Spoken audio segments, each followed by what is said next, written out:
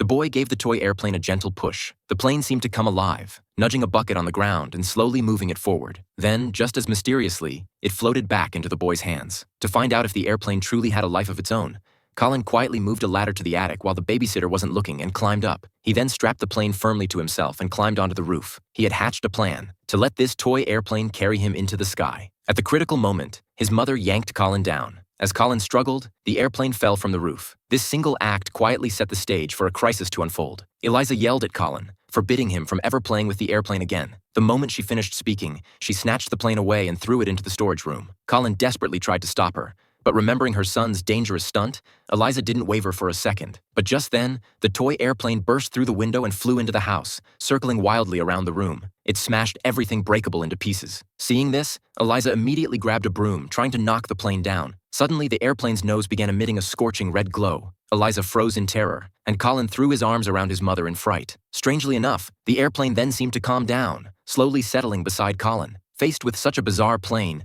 Eliza didn't dare stop him anymore and let Colin take it back to his room. She immediately picked up the phone and called Bill, her late husband's close friend. As soon as Bill arrived, Eliza told him everything about the strange incident. To uncover the airplane's secret, they sneaked it out while Colin was fast asleep. Bill first examined it carefully but found no remote control device. He then pulled out a knife and scraped it hard against the fuselage.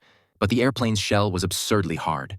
The knife left not even a scratch, so Bill decided to take the plane back to the laboratory for thorough examination. But to his complete surprise, even after comprehensive scanning, they found no electronic components inside. This left all the researchers utterly baffled. To test the plane's hardness, Bill placed it under a hydraulic press and hit the start button. The results stunned everyone. The toy airplane remained completely unscathed, without a single crack. Just as Bill was about to conduct deeper experiments on the plane, he turned around to find it had vanished. Colin had woken from his dream to discover his airplane missing. He immediately rushed into his mother's room to demand answers. Learning that Bill had taken it, he bolted out of the house. In the dead of night, he burst into the laboratory and while Bill was on the phone, secretly took the airplane. He tried to find a hiding spot before slipping away, but Bill discovered him. Bill slowly approached Colin, who was hiding in a corner, and was about to speak when a nearby cabinet suddenly shook violently. The next second, it toppled toward Bill. Colin seized the chance and ran. Bill immediately sounded the alarm, and the entire facility went into lockdown. Everyone thought they could easily catch Colin, but they hadn't anticipated that he was prepared. He pulled out his father's work pass and opened the door to the rooftop.